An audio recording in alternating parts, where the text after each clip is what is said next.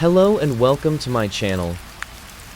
Today I'm going to tell you about Adolf Hitler and his life. Sit back, grab something warm to drink, and focus on the story as you sip slowly. Try to find something of yourself in the story,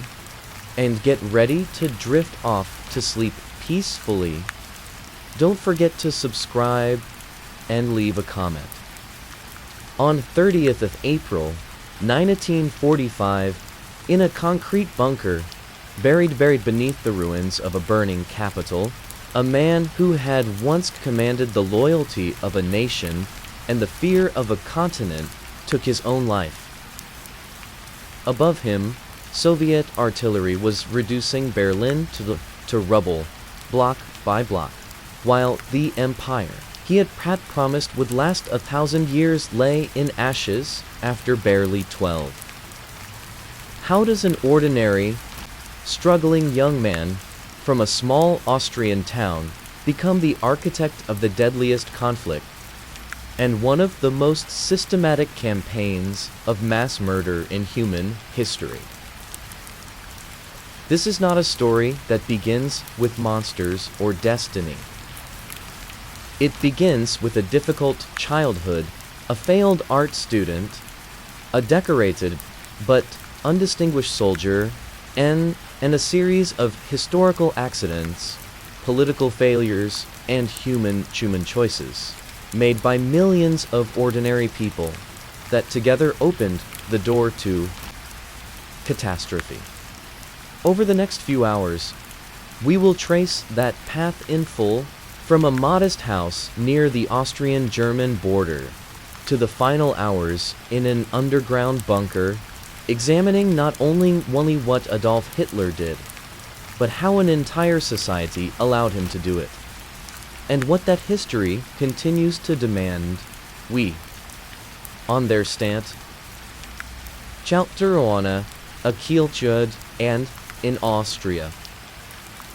Adolf Hitler was born on 20th of April, 1889,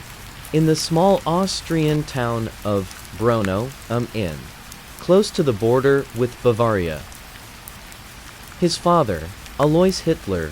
was a mid-level customs official, a man who had risen from an illegitimate and impoverished birth into modest civil service respectability through considerable personal effort,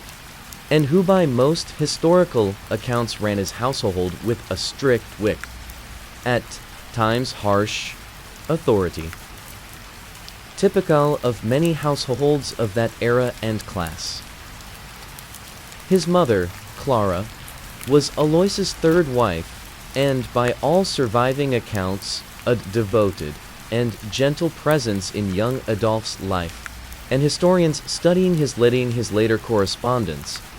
and the testimony of those who knew the family note that her death from breast cancer in 1907 affected him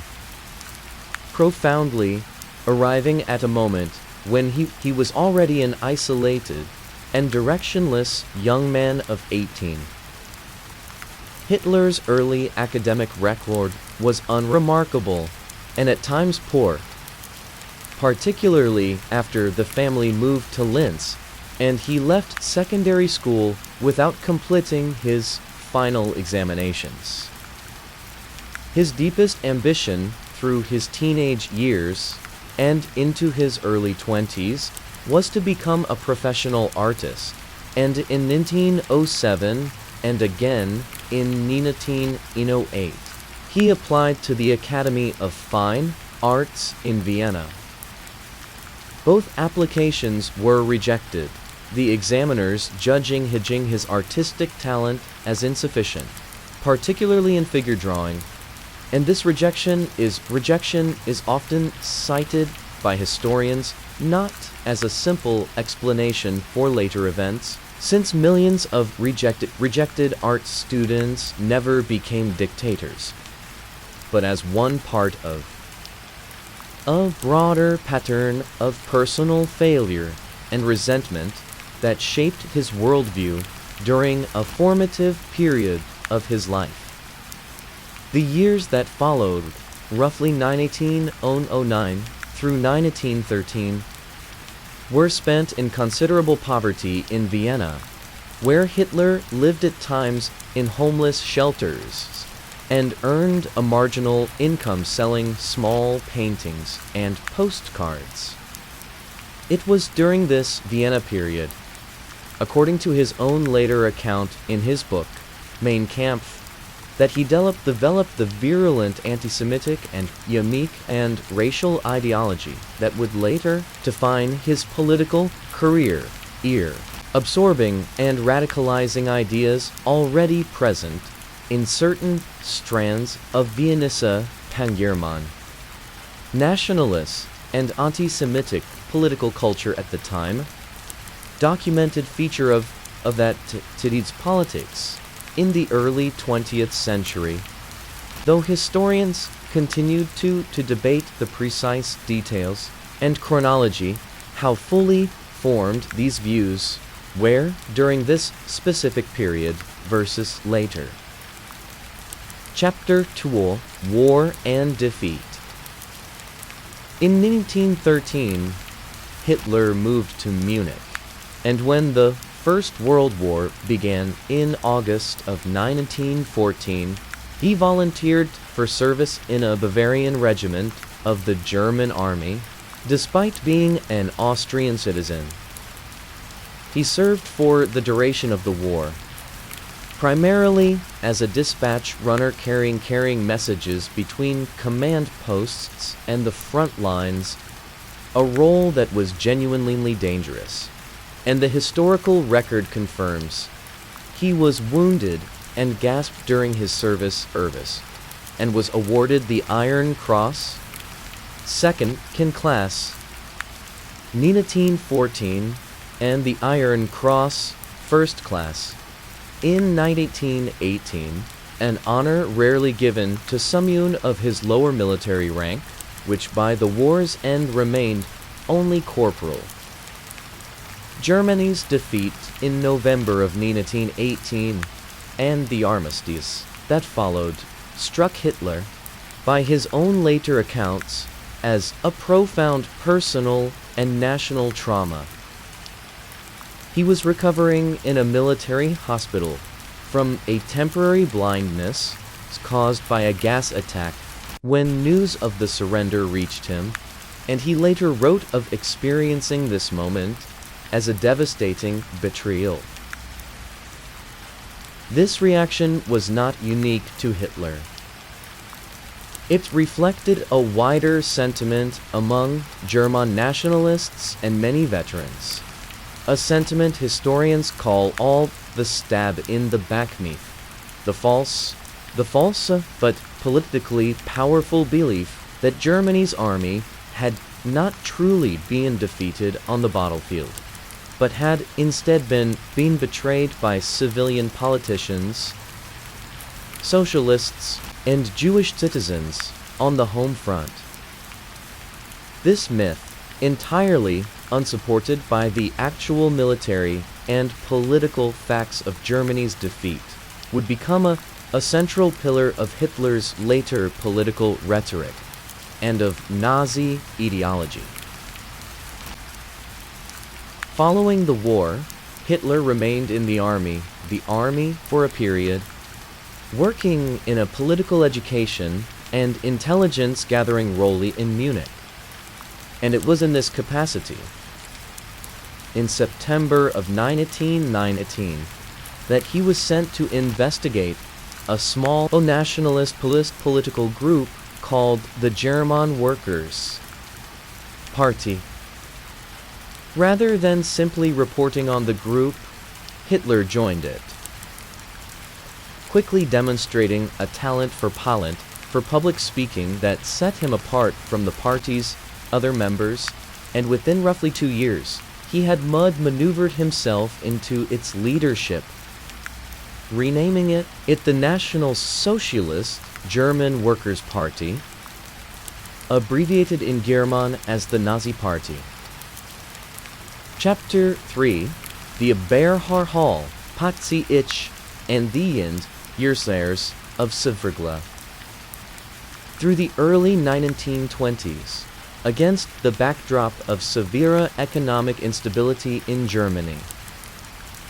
including the catastrophic hyperinflation of 1923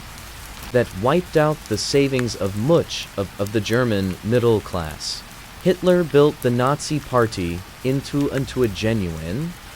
if still regional, political force in Bavaria, developing the paramilitary wing known as the SA or Sturmabteilung, whose brown-shirted members provided both a visible show of force at rallies and violent intimidation against political opponents. In November of 1923, Hitler and his followers attempted to seize power in Munich through an armed uprising, an event known as the Beer Hall Putsch, inspired in part by Mussolini's successful march on Rome the previous year. The attempt was poorly organized and collapsed within a day, as Bavarian police fired on the marching Nazis, killing 16 of them along with 4 police officers. Hitler was arrested and tried for treason, and though he was convicted, he received a remarkably lenient sentence of 5 years, of which he served only about 9 months in the relatively comfortable Landsberg prison, a leniency historians attribute to considerable sympathy for nationalist causes among Bavarian judicial officials at the time. It was during this imprisonment that Hitler dictated the bulk of Mein Kampf, a book combining autobiography with a detailed statement of his political ideology, including its explicit anti-Semitism, his belief in racial hierarchy,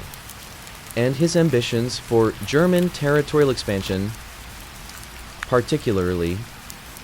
eastward into Soviet territory, on Idea Hitarmit Lebensraum, or living space. The book sold modestly upon its initial release, but would later become required reading and an enormous propaganda tool once Hitler came to power. The failure of the putsch taught Hitler and the Nazi Party a critical lesson, one that shaped the entire remainder of his rise. Rather than attempting to seize power through violent revolution, the party would pursue power through legal electoral means, while still maintaining its paramilitary structure. Through the mid-1920s, a period of relative economic stabilization in Germany under Weimar Republic, the Nazi Party remained a fringe movement, receiving a small fraction of the national vote in the 1928 elections. Chapter 4: The Great Depression and the Road to Power. Everything changed with the onset of the Great Depression following the Wall Street crash of October 1929. Germany, whose economy remained deeply dependent on short-term American loans under the Dawes and Young plans that had helped stabilize it after the hyperinflation crisis, was hit particular severity. Unemployment climbed into the millions through 1930 and 1931, and the fragile political coalition sustaining the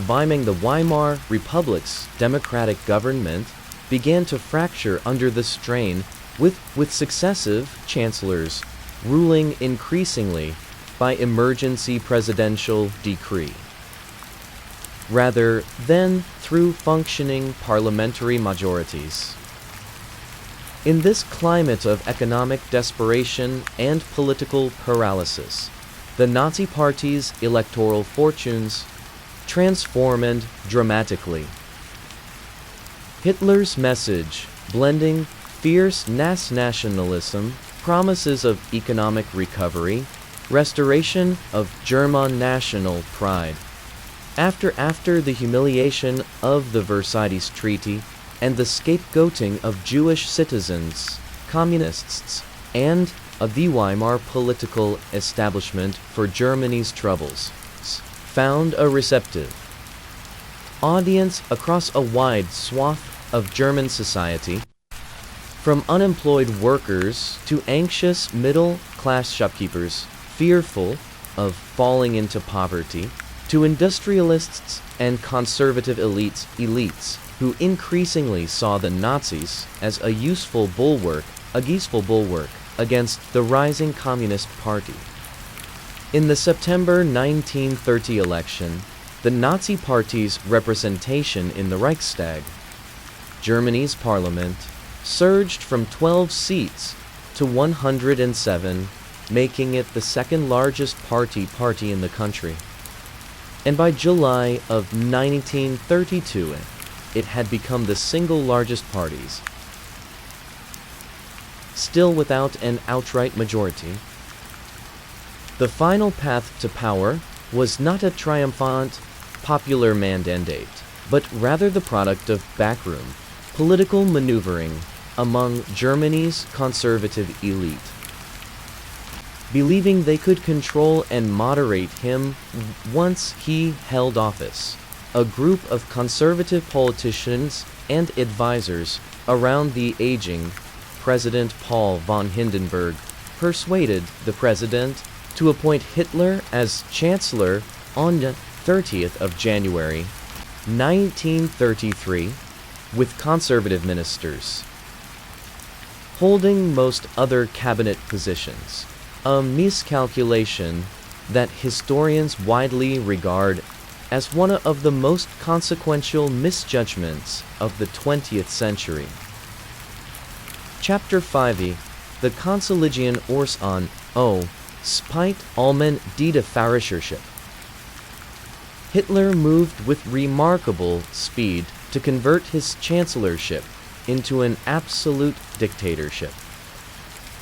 On the 27th of February, 1933, the Reichstag building burned in a fire, whose exact origins remain debated among historians, though most accept it was said that by a lone Dutch communist Marinus van der Lubbe acting alone rather than as part of a broader communist conspiracy as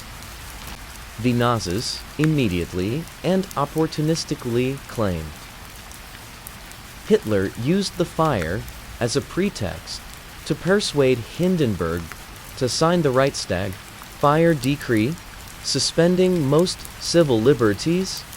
and constitutional protections across Germany, allowing for a mass arrest of communist and socialist political opponents. In March of 1933, with communist deputies already arrested or in hiding, and the Reichstag chamber surrounded by intimidating SA paramilitary forces, Hitler secured passage of the Enabling Act, a law that allowed his cabinet to enact legislation without parliamentary approval, effectively dismantling German democracy through what remained, technically,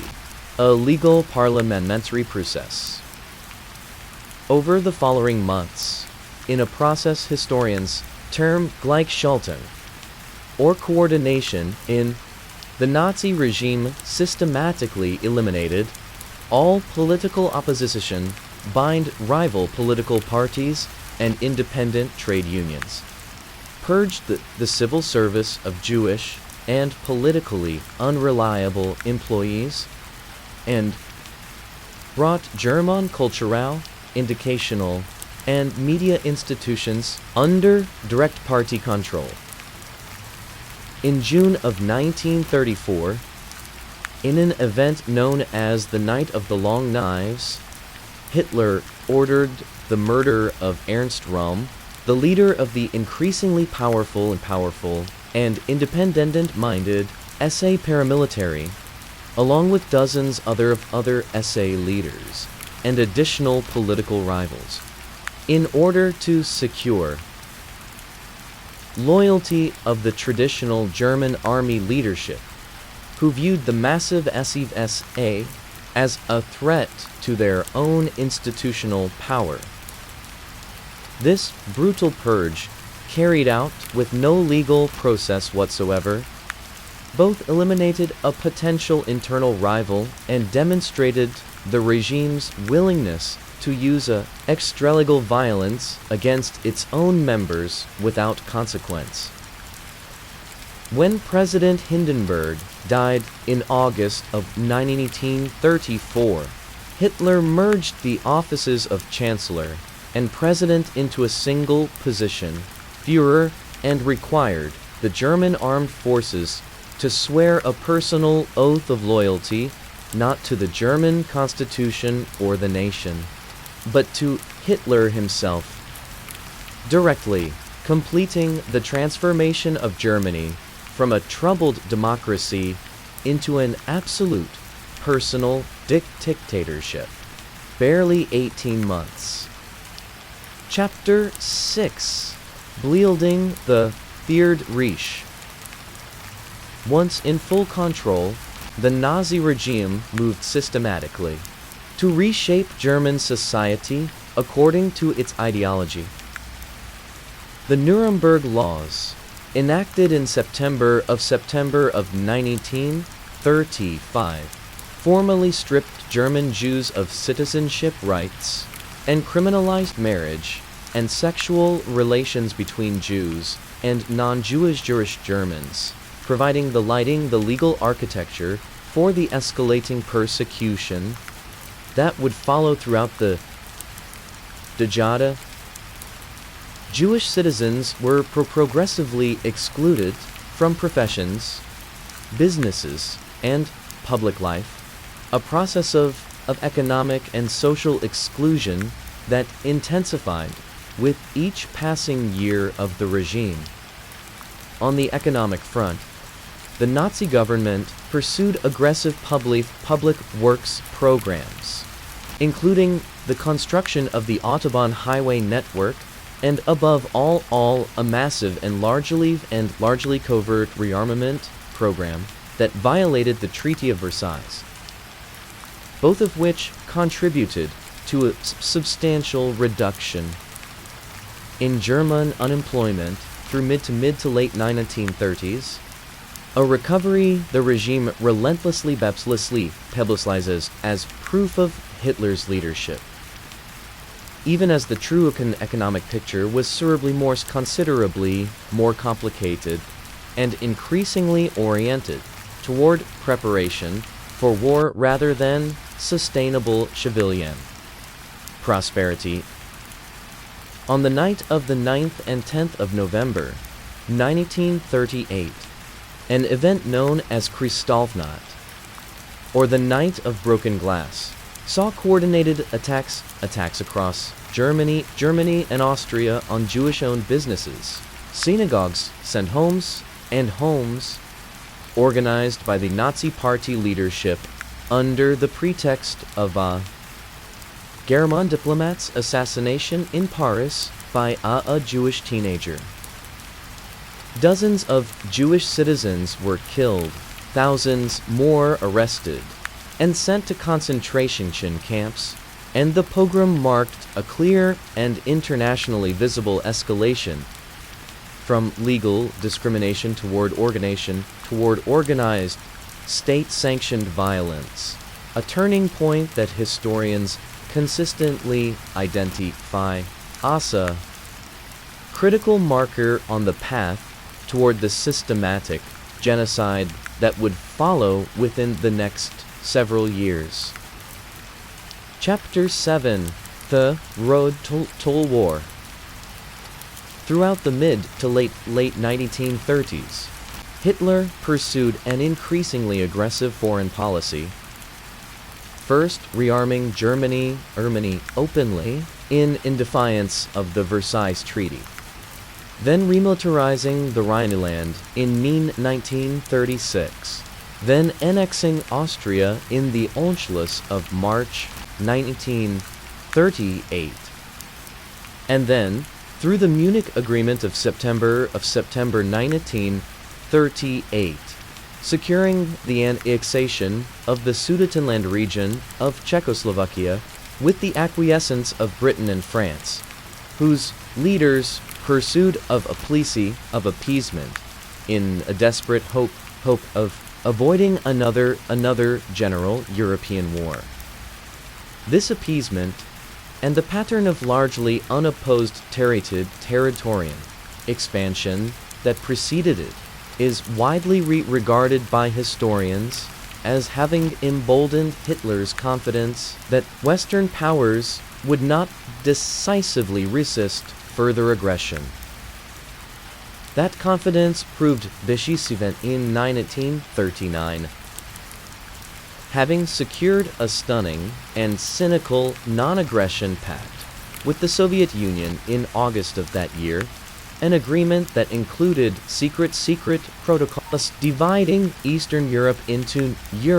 German and Soviet spheres of influence, Hitler ordered the invasion of Poland on the 1st of September 1939. Britain and France, having pledged to defend Polish sovereignty, declared World War on Germany 2 days later, and the Second World War in Europe had formally begun. The war's early phase brought Germany a series of stunningly rapid military successes under the doctrine that became known as Blitzkrieg or Lightning War, combining fast-moving armored divisions with close air support to overwhelm opposing armies before they could organize effective resistance. Poland fell within weeks. In the spring of 1940, Denmark, Norway, the Netherlands, Belgium, and France were all conquered in rapid succession, with France's surrender in June of 1940, representing an especially stunning and, for the Allied powers, demoralizing collapses. Only Britain, under the newly appointed Prime Minister Winston Churchill, continued to resist, surviving the intensive German aerial bombing campaign known as the Blitz through the latter half of 1940. Chapter 8 to Woodening War on Turin of Tatiti. In June of 1941, Hitler made what many historians consider the single most consequential strategic decision of the entire war. He launched Operation Barbarossa, a massive invasion of the Soviet Union, breaking the earlier non-aggression pact and opening a second, enormous Eastern Front, while the war against Britain remained unresolved. The invasion initially achieved dramatic early success, with German forces advancing deep into Soviet territory and inflicting catastrophic losses on the Red Army. However, the sheer scale of Soviet territory and population, combined with the brutal onset of the Russian winter, for which German forces were significantly underprepared, brought the advance to a halt short of Moscow by December of 1941. That same December, following Japan's attack on the American naval base at Pearl Harbor, Hitler made a second fateful decision, declaring war on the United States, bringing the full industrial and military power of America into direct conflict with Germany, on top of its existing support for Britain and the Soviet Union. From this point forward, Nazi Germany found itself engaged in a war against a coalition possessing vastly superior combined industrial capacity, population, and resources, a strategic imbalance from which historians generally agree, Germany's ultimate defeat became, though not immediate, increasingly difficult to avoid. The war's turning point on the Eastern Front came at the Battle of Stalingrad, between August of 1942 to in February of 1943, where an entire German army was encircled and forced to surrender, marking the first catastrophic and irreversible German defeat of the war, and a psychological turning point, after which German forces were pushed into a prolonged and costly retreat westward across Eastern Europe. In the west, the Allied invasion of Normandy on the 6th of June, 1944, opened a decisive second front, and through the remainder of 1944 and into 1945, German forces were compressed on both fronts simultaneously, their military and industrial capacity steadily collapsing under the weight of continuous Allied advance and sustained strategic bombing of German industrial cities. Chapter 9: Der Holocaust. Running parallel to the military conflict and inseparable from any honest account of this period was the deliberate, systematic genocide of European Jews carried out by the Nazi regime, a crime historians and the world now refer to as the Holocaust. What began in the 1930s as legal discrimination and forced emigration escalated. Following the outbreak of war, and particularly following the invasion of the Soviet Union in 1941, into organized mass murder, initially through mobile killing units called Einsatzgruppen, operating behind the advancing German army in Eastern Europe, shooting Jewish civilians, along with Roma people, political prisoners, and others deemed enemies of the regime in mass executions. In January of 1942, at a meeting of senior Nazi officials known as the Wannsee Conference, plans were formalized for what the regime termed the final solution: the systematic murder of the entirety of European Jewry through an expanded network of extermination camps, most notoriously Auschwitz-Birkenau in occupied Poland, where victims transported from across German-occupied Europe were murdered in specially constructed gas chambers on an industrial scale. By the war's end, this campaign of genocide had killed approximately 6 million Jewish men, women, and children, along with millions additional victims, including Roma people, disabled individuals, Soviet prisoners of war, political dissidents, and other groups the regime classified as racially or socially undesirable. This genocide stands as one of the most thoroughly documented crimes in human history, verified through Nazi Germany's own meticulous administrative records, the physical evidence of the camps themselves, and the testimony of survivors, and liberating Allied forces. And it remains the defining and inescapable moral reality of Hitler's regime. Chapter 10: Collapse and Final Dies. By the beginning of 1945, Nazi Germany's military position had become hopeless. Soviet forces advanced from the east, while American, British, and other Allied forces pushed it in from the west and south, and German cities lay increasingly in ruins under sustained air bombing. Hitler, whose physical and mental health had visibly deteriorated over the preceding years, retreated into the underground Durar bunker beneath the Reichs Chancellery in Berlin in January of 1945, from where he continued to issue increasingly only unrealistic military orders to armies that, in many cases, no longer existed in any coherent fighting form, refusing every suggestion of surrender or negotiated peace from his remaining advisors.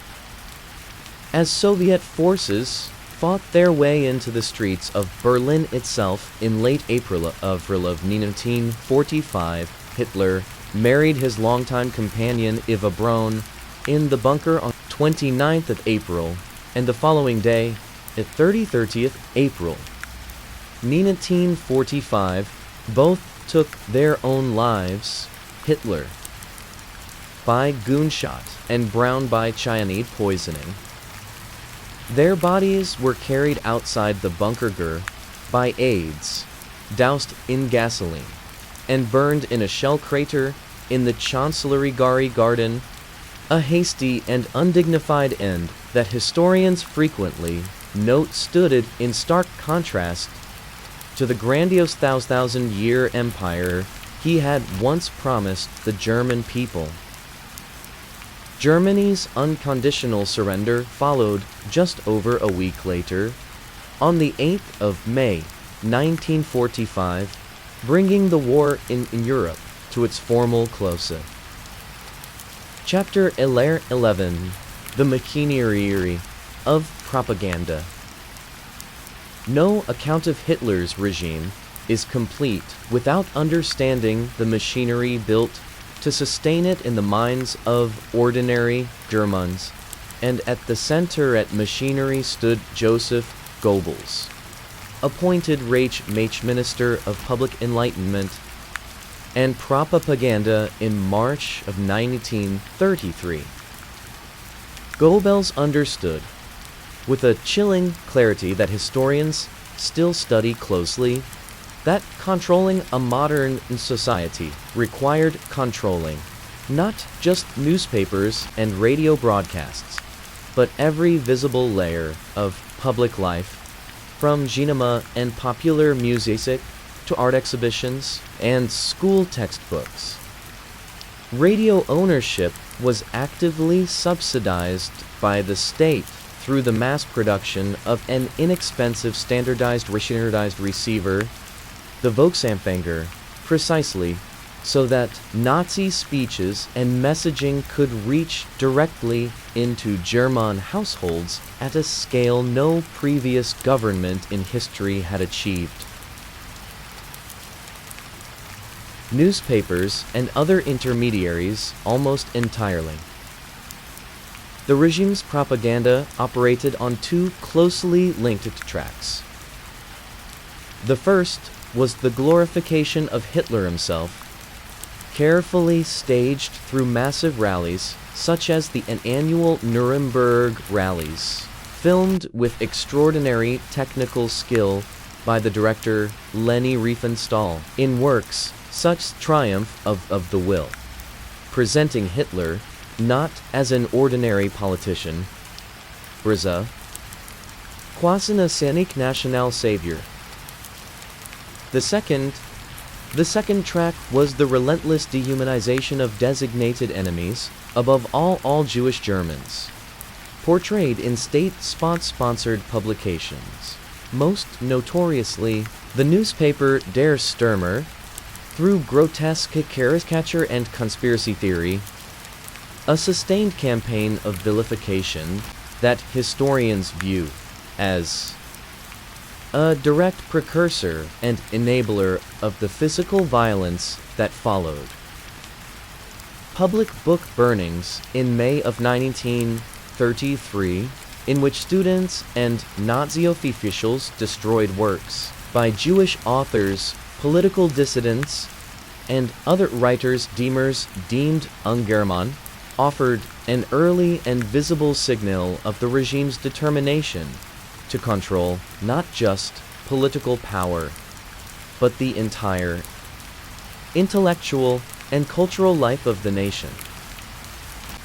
Chapter 12. Terror, a parrot to a soft error.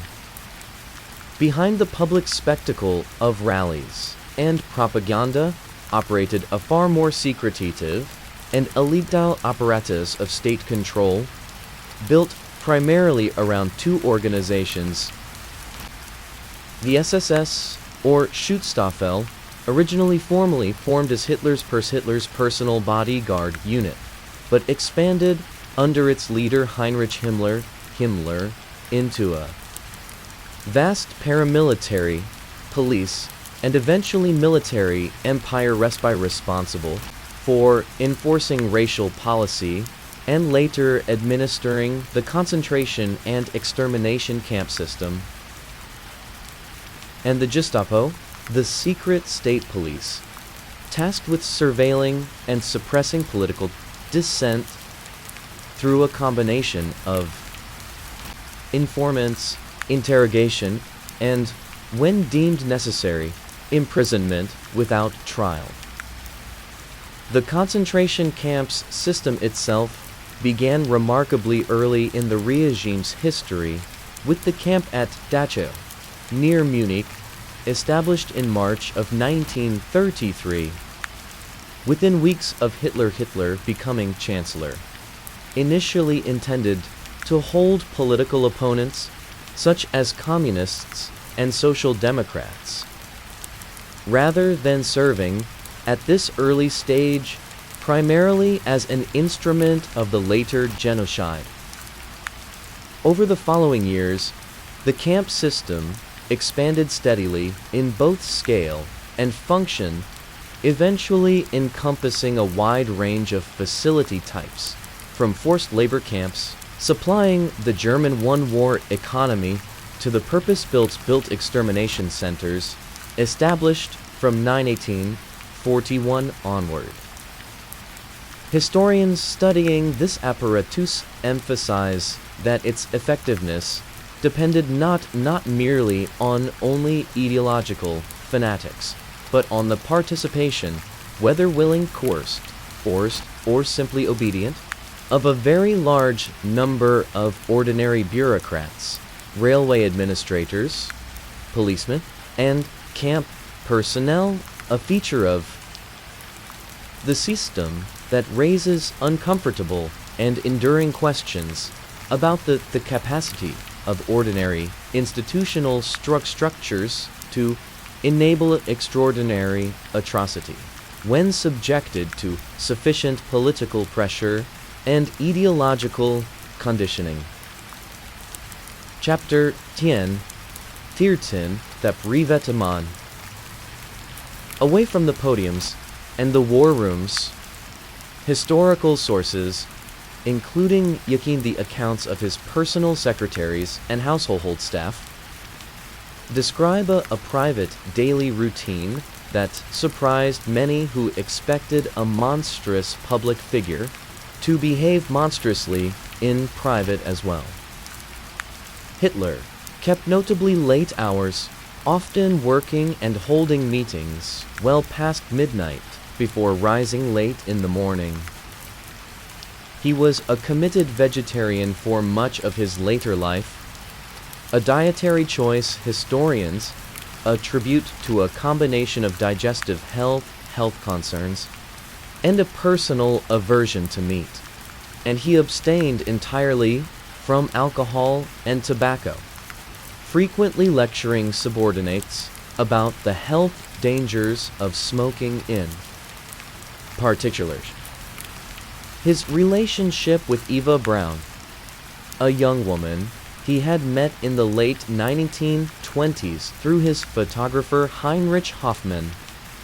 remained largely hidden from the German public throughout his rule, since Nazi propaganda preferred to present Hitler as a figure wedded entirely to the German nation, rather than to any private domestic life. Braun lived largely out of public view at Hitler's Bavarian retreat, the Berghof, and the relationship was formalized in marriage only in the regime's final hours within the Berlin bunker. Historians examining Hitler's psychology caution against simplistic diagnosis made it at a distance of decades, but that the documented record shows a monk capable of considerable personal charm and apparent warmth toward his inner circle secretaries, and stuff existing alongside the capacity for the extreme ideological fanaticism and authorization of mass murder that defined his public role, a duality that continues to trouble historians and psychologists studying the nature of this kind of political evil. Chapter 14: Resistance from Within. Although the Nazi regime maintained an image of total and unchallenged control, resistance existed throughout its history, both from small, largely powerless groups of ordinary citizens, and more consequentially, from within the German military and government apparatus itself. Groups such as the White Rose, a small circle of Munich University students led by siblings Hans and Sophie Scholl, distributed anti-Nazi leaflets calling for passive resistance to the regime, an act of considerable personal courage that resulted in their arrest and execution by guillotine. February of 1943. The most significant resistance effort came from within the German officer corps itself, culminating in the attempted assassination of Hitler on the 20th of July, 1944, when Colonel Klaus von Stauffenberg planted a bomb in a briefcase at Hitler's Wolf's Lair military headquarters in East Prussia during a planning conference. The bomb detonated as intended, killing several officers present, but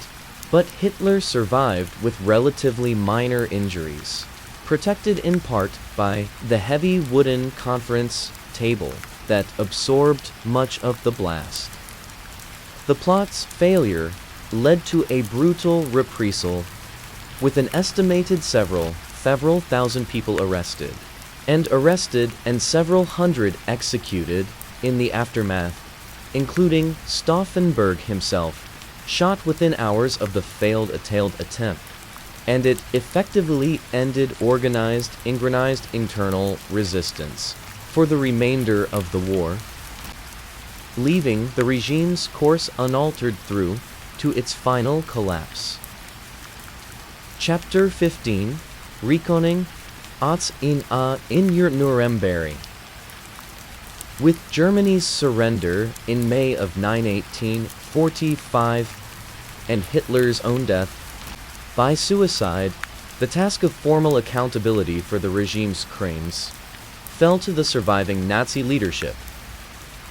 Tried before an international military tribunal established jointly by the victorious Allied powers in the German City of Nuremberg, a location chosen deliberately for its symbolic association with the regime's grand pre-war rallies. Beginning in November of 1945, 22 senior Nazi officials, including figures such as Hermann Göring, commander of the Luftwaffe, and one of the regime's most powerful remaining leaders, stood trial on charges including crimes against peace, war crimes, and a newly defined charge of crimes against humanity, a legal category created specifically in response to the scale and nature of the Holocaust. The trials, concluding in October of 1846, resulted in death sentences for 12 defendants, though Göring himself took his own life with smuggled Jajmani the night before his scheduled execution, along with lengthy prison terms and a small number of acquittals. Beyond the immediate legal verdicts, the Nuremberg trials established foundational principles of international law that continue to shape the prosecution of war crimes and genocide today, including the rejection of the defense that individuals were merely following superior orders as a complete excuse for participation in atrocity, a principle that has informed subsequent international tribunals as addressing genocide and crimes against humanity in conflicts around the world in the decades since. Chapter 16, Tev Sochtden, City of Frigil, Republic. To understand why so many Germans ultimately turned to Hitler, it is necessary to understand the republic that preceded him. The Weimar Republic, established in 1919 after Germany's defeat and the abdication of Kaiser Wilhelm II. The second was Germany's first genuine experiment with parliamentary democracy, built on a constitution that was, in many respects, remarkably progressive for its era, extending the voted to women and establishing broad civil liberties. Yet the Republic was burdened from its very founding by deep structural weaknesses. Its proportional representation electoral system, while democratically fair in principle, tended to produce a fragmented parliament with numerous small parties, making stable governing coalitions difficult to sustain, and Article 48 of the Constitution allowed the President to rule by emergency decree in times of crises, a provision intended as a safeguard that would later be exploited to bypass parliamentary government entirely. The Republic was also permanently associated in the minds of many nationalist Germans with the humiliating Treaty of Versailles, which it had been forced to sign in 1919, imposing substantial territorial losses, military restrictions, and Eschermann's payments on Germany.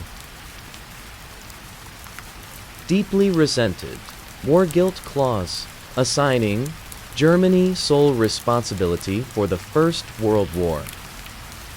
This association, combined with the trauma of the 1923 hyperinflation crisis, during which German currency became so worthless that it was portedly cheaper to burn banknotes for fuel than to purchase firewood with them, left their republic permanently vulnerable to political movements, both from the far right and the far left, that promised a decisive break from what they portrayed as a weak, humiliated, and dysfunctional democratic order.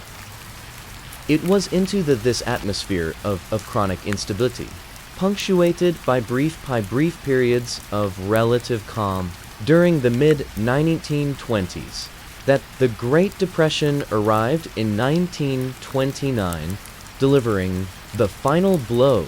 to a political system that had never enjoyed truly secure public confidence. Chapter 17, Ex Evenience, Is Allianz. Hitler's foreign policy was never pursued in complete isolation, and his relationship with Italy's fascist leader, Benito Mussolini, forms an essential part of understanding the broader war he unleashed. The two dictators shared certain ideological affinities, though Mussolini's Italian fascism and Hitler's National Socialisms differed in important respects, particularly regarding the centrality of racial antisemitism, which was far less prominent in early Italian fascism than in Nazi ideology. Mussolini, in fact, initially viewed Hitler with some condescension following the Nazi leader's rise to power, and the two nations' interests did not automatically align, as demonstrated by tension over Austria in the mid-1930s, when Mussolini briefly moved troops to the Austrian border to signal his opposition to a German annexation he was not yet prepared to accept. This relationship shifted decisively following Mussolini's invasion of Ethiopia in 1935, which drew international condemnation and pushed Italy toward closer alignment with Germany, culminating in the formal Pact of Steel military alliance signed in May of 1939 and the subsequent Tripartite Pact of September 1940, which formally established the Axis alliance between Germany, Italy. In practice, the military partnership between Germany and Italy proved considerably more strained than the propaganda image of a united fascist front suggested, with Italian forces suffering significant setbacks in North Africa and the Balkans that repeatedly required German military intervention to prevent complete Italian collapse, a dynamic that placed additional strain on German resources, already stretched thin by the war's expanding scope. Chapter 18. E stand from front front E in the eel. The war against the Soviet Union, which historians widely regard as the true center of gravity of the entire Second World War in terms of scale and casualties, unfolded across a series of massive and extraordinarily costly campaigns following the initial invasion in June of 1941. After the German advance stalled short of Moscow in the winter of 1941,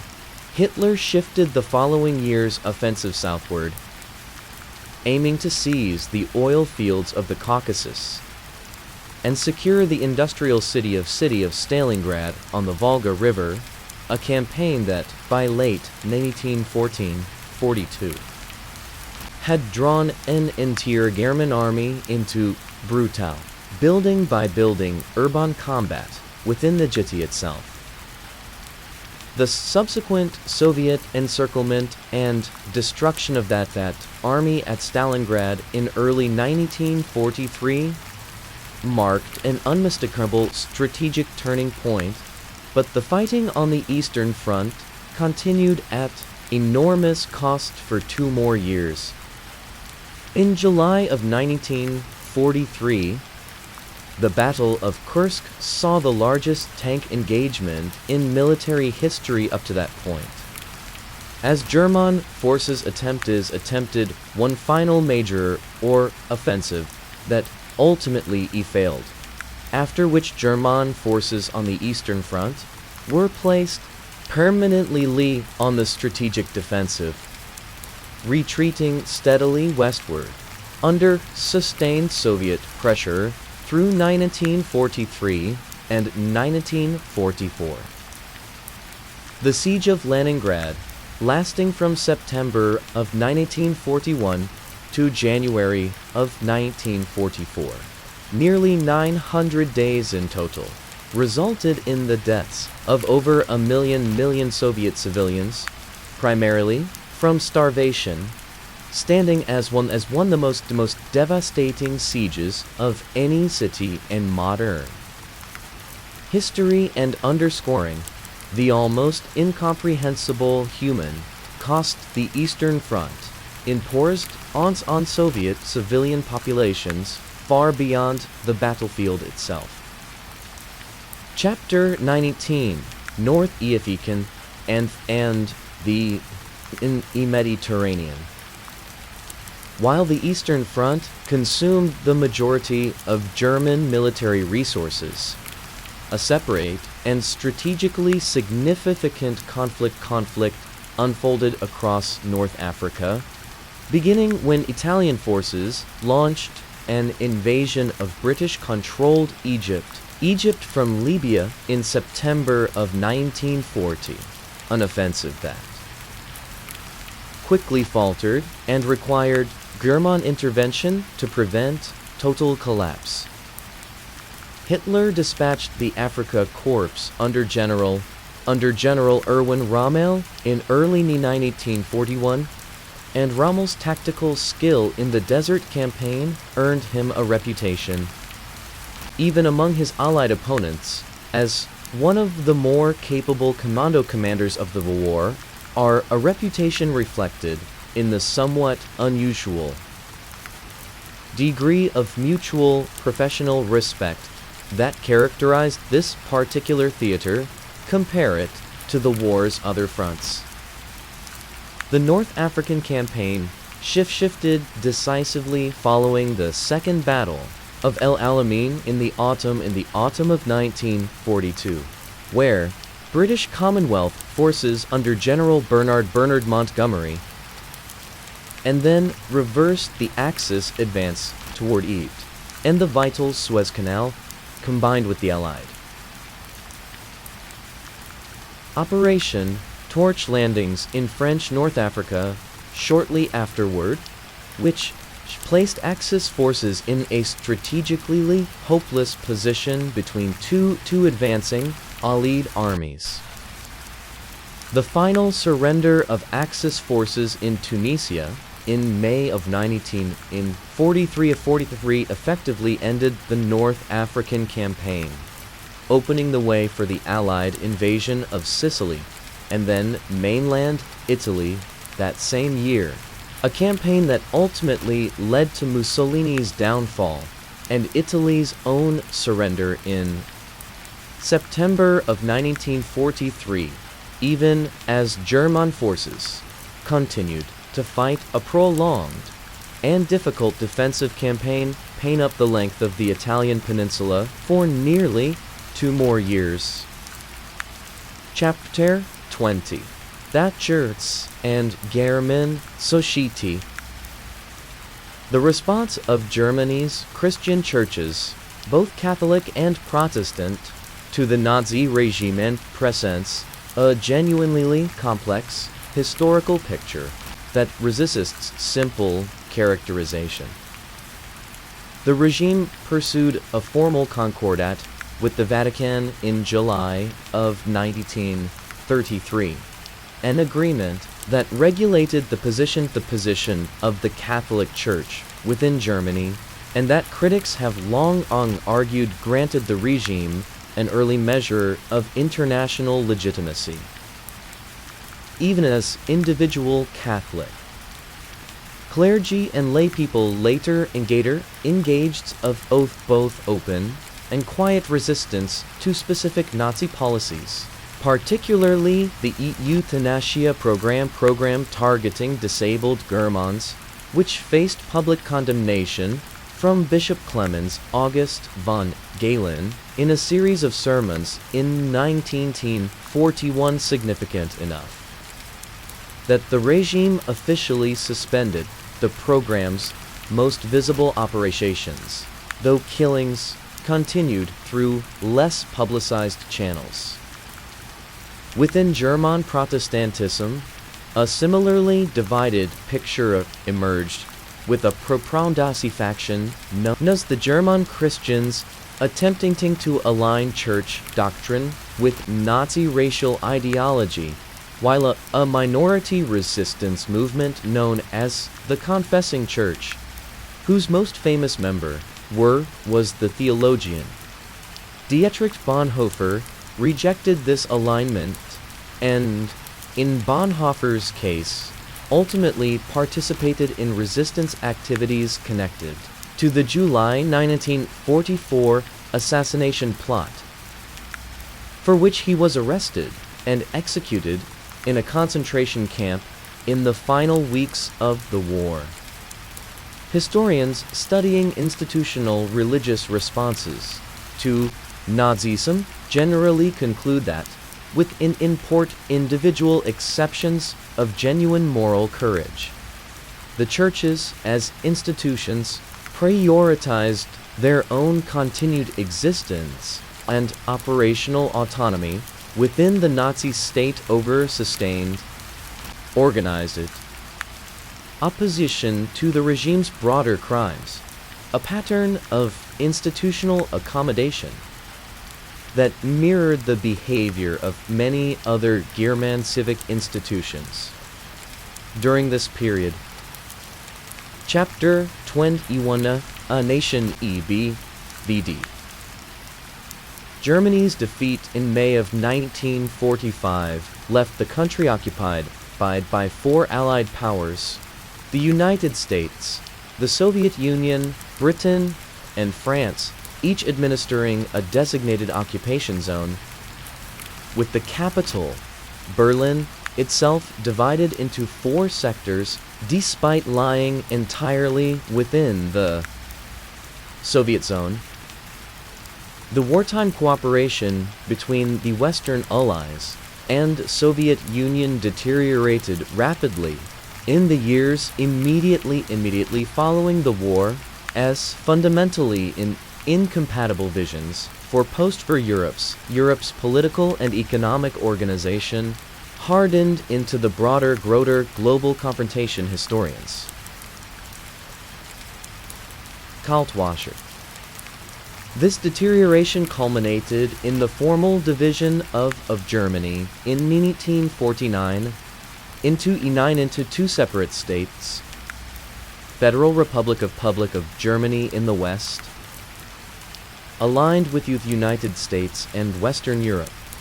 and eventually developing into a stable parliamentary democracy, and the German Democratic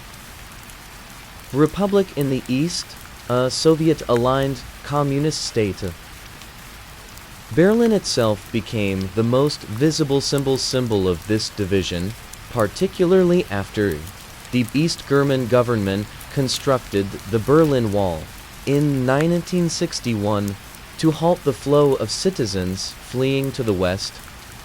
a physical barrier that would stand for 28 years until its fall in 1989, followed by German reunification in 1990, finally closing those in the chapter that had begun with Hitler's rise to power some 57 years earlier. Chapter 22: Fried Art Arsts Empire Era of Stona. Throughout his political career, Hitler retained the self-image of an artist and architect monkey. And this self-perception found direct expression in Nazi Germany's cultural and architectural policy. Working closely with his favorite architect, Albert Speer, Hitler personally sketched and approved plans for a series of monumental building projects intended to physically embody the permanence and grandeur of the Thousand-Year Reich, including a planned, never-completed transformation of Berlin into a new capital to be called Germania, featuring structures of a scale that, even by the standards of ancient imperial architecture, was intended to dwarf all precedent. This architectural ambition operated alongside an aggressive campaign against modern and avant-garde art, which the regime labeled degenerate art. A notorious 1937 exhibition in Munich designed to publicly mock and discredit modernist works by artists such as Picasso, Kandinsky, and numerous German expressionists, contrasted directly against a parallel exhibition of officially sanctioned, Nazi-approved art emphasizing heroic realism, classical themes, and idealized Aryan physical form. Thousands of confiscated modern artworks were sold abroad for foreign currency or, in a significant number of documented cases, simply destroyed, representing a substantial and permanent loss to 28th century artistic heritage and standing as a clear illustration of the regime's broader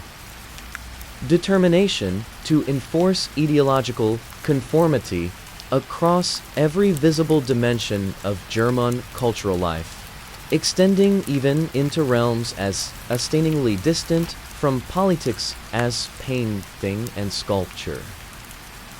Chapter 23 Ari, a distant open with Japan. The Tripartite Pact of September 1940 formally bound Germany, Italy, and Japan into a common alliance. Yet, in practical military terms, this partnership remained far looser and less coordinated than the propaganda term Axis powers might suggest. Germany and Japan operated on essentially separate fronts thousands of miles apart, with limited direct military cooperation beyond the exchange of technical information, occasional submarine transfers of strategic materials and blueprints, and a shared, though independently pursued, hostility toward the United States, Britain, and the Soviet Union, the latter of which Japan notably chose not to attack despite German requests, maintaining its own separate neutrality pact with Moscow until the war's final days. Hitler learned of Japan's attack on Pearl Harbor in December of 1941 largely after the fact, without having been consulted in advance, and his subsequent declaration of war against the United States was a unilateral German decision rather than a coordinated Axis strategy, one that historians continue to view as a significant strategic calculation, since Germany was under no treaty obligation to declare war on America over a Pacific conflict and gained no direct military benefit from Japan in its own struggle against the Soviet Union and Western allies. This disconnect between the European and Pacific theaters meant that, in practice, Germany and Japan fought largely parallel and separate wars against a common set of enemies, united more by shared ideological hostility to the existing world order than by any genuinely integrated military strategy. Chapter 24 The Economy of Total War. As the war progressed and Germany's military position grew increasingly strained, the organization of its wartime economy fell increasingly to Albert Speer, Minister of Armaments and War Production, in February of 1942. Speer implemented significant rationalization measures that dramatically increased German war production, even as Allied bombing intensified. a genuine administrative achievement that nonetheless depended to a deeply troubling degree documented extensively in post-war records and testimony on the large-scale use of forced and slave labor.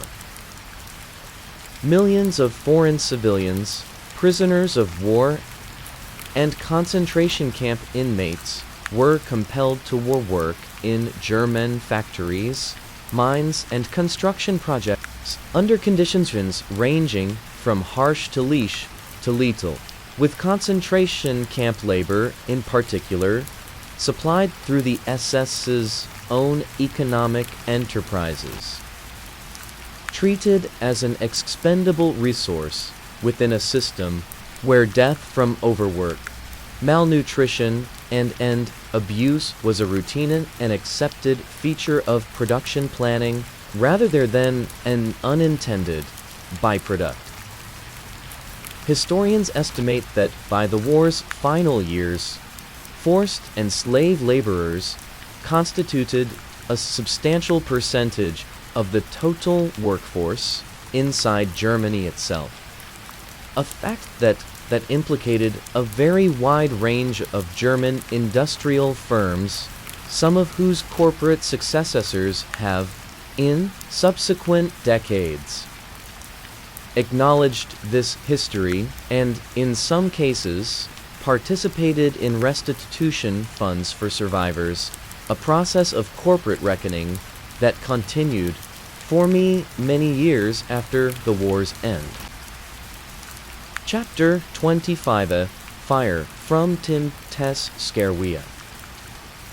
As the war progressed, particularly from 1942 onward, German cities became the target of an intensifying Allied strategic bombing campaign, with British Royal Air Force bombers conducting nighttime area raids and American Army Air Forces conducting daylight precision raids against industrial and military targets, though in practice the destruction frequently extended well beyond narrowly defined military objectives into broad devastation of civilian residential areas. The bombing of Hamburg in July of 1943 created a firestorm of such intensity that it generated its own hurricane force winds, killing an estimated 40,000 people in a matter of days. And the bombing of Dresden in January of 1945, occurring late in the war. Germany's defeat was already effectively certain, similarly produced a devastating firestorm whose civilian death toll, estimated by most modern historians at somewhere between 25 and 35,000, remains a subject of ongoing historical and ethical debate regarding the necessity and proportionality of strategic bombing so late in the conflict. By the war's end, this sustained campaign had reduced much of urban Germany to rubble, killing an estimated several hundred thousand German civilians in total and displacing millions more. A human cost that historians weigh carefully against the campaign's demonstrated effects in degrading German industrial production, diverting substantial Luftwaffe and anti-aircraft resources away from the front lines, and ultimately in hastening the collapse of a regime that showed no willingness to surrender through any other means short of total military. Chapter 26 A Dictator at War with his own generals. Hitler's relationship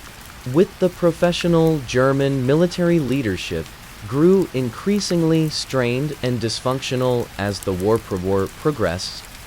Dynamic historians regard as a significant contributing factor to Germany's eventual defeat. In the war's early years, Hitler's confidence in his own strategic judgment was bolstered by a series of genuinely stunning early victories, achieved often against the more cautious advice of his professional general staff, which fed a growing conviction on his part that his own military instincts surpassed those of his trained officer corps. Following the setbacks at Moscow and Stalingrad, Hitler increasingly asserted direct personal control over operational military decisions, dismissing or sidelining experienced generals who else advocated tactical retreats or flexible defensive strategies in favor of rigid, no-retreat orders that historians widely agree contributed to catastrophic and avoidable losses, including the encirclement of entire armies that more experienced field commanders had urged be withdrawn in time. By the war's final years, Hitler was directing military operations from increasingly isolated and often outdated situation maps within his bunker headquarters, issuing orders to military units that in many documented instances no longer existed as coherent fighting forces. A breakdown in realistic military judgment that several surviving generals later described in post-war memoirs and testimony as a decisive factor in the shape and pace of Germany's final collapse. Chapter 20 San Long Prozing Hypothesis of Dinas Os of Denazification. Following Germany's surrender, the occupying Allied powers undertook a formal program known as denazification, intended to remove former Nazi Party members from positions of public authority, dismantle Nazi institutions and legal structures, and confront German society more broadly with the record of the regime's crimes. In practice, this process unfolded unevenly and imperfectly across the different occupation zones, with the Western Allies facing the emerging pressures of the Cold War and a practical ethical need for experienced administrators to help rebuild a functioning West German state, gradually easing the strictness of the program through the late 1940s, allowing many former lower and mid-level party members to return to professional life relatively quickly, a compromise that later generations of German historians and citizens have subjected it to considerable critical scrutiny. The more thorough and lasting reckoning with Nazi crimes emerged gradually over subsequent decades, rather than in the immediate post-war years, driven significantly by a generational shift as younger Germans coming of age in the 1960s began pressing their parents' generation with difficult questions about individual and institutional complicity during the Nazi period, a process that historians often term Vergangenheitsbewältigung, roughly translated as the ongoing work of coming to terms the past, which continues to shape German education, law, and public memorial culture into the present day, including the extensive network of memorials, museums, and mandatory educational curricula addressing the Holocaust that exist across Germany today. Chapter 88 The Enduring Shadow. In the decades since 1945, The historical image of Adolf Hitler has been subjected to persistent misuse and distortion across the political spectrum, deployed as a rhetorical shorthand for absolute evil in ways that historians frequently caution can obscure rather than illuminate actual, specific historical mechanisms that enabled his rise. A casual overuse of Hitler comparisons in modern political discourse that many scholars of the period regard as diminishing rather than reinforcing genuine historical understanding. At the same time, a small but persistent fringe of Holocaust deniers and a neo-Nazi movements has continued to distort or minimize the documented historical record. A phenomenon that has prompted numerous countries, Germany foremost among them, to maintain strict laws criminalizing Holocaust denial and the public display of Nazi symbols. The serious historical study of Hitler and the Third Reich,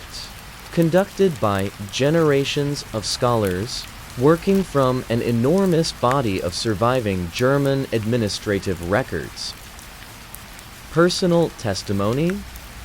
and physical evidence, remains one of the most extensively documented fields in modern historical scholarship, precisely because the stakes of getting this history right and of transmitting it accurately to subsequent generations are considered by historians and educators worldwide to extend far beyond mere academic interest into the realm of active civic responsibility. A responsibility this very account has attempted, in its own modest way, to honor. Schlussing Reflection, Legacy ANZ and Warning. The war Adolf Hitler launched killed an estimated 70 to 85 million people worldwide, when combining military and civilian deaths across all theaters, making it the deadliest conflict in recorded human history. While the Holocaust he oversaw stands as one of the starkest examples of organized state violence ever documented. Germany itself was left divided, occupied, and morally reckoning with the aftermath for generations, a reckoning that continues in German education, law, and public memory to this day, including strict laws against Nazi symbols, and Holocaust denial that remained in force in Germany decades later. Historians studying this period consistently emphasize a lesson that extends well beyond the specific personality of Hitler himself. His rise was not inevitable, nor was it achieved by Hitler alone. It was made possible by a specific, and, at the time, unprecedented combination of national humiliation following the First World War, catastrophic economic collapses. During the Great Depression, the calculated miscalculations of conservative political elites who believed they could control and use him for their own ends, the systematic dismantling of democratic institutions carried out through both legal maneuvering and extralegal violence, and the willingness, whether through genuine belief, fear, opportunism, or simple indifference, of millions of ordinaries and officials to participate in or look away from what was happening around them. Understanding this full chain of events, rather than treating Hitler as an isolated historical monster disconnected from any explainable context, remains in the judgment of the historians who have studied this period most closely, essential to recognizing and resisting the same warning signs should. Thank you for beginning to reappear. Thank you for listening. Please stay tuned and don't forget to subscribe and leave a comment.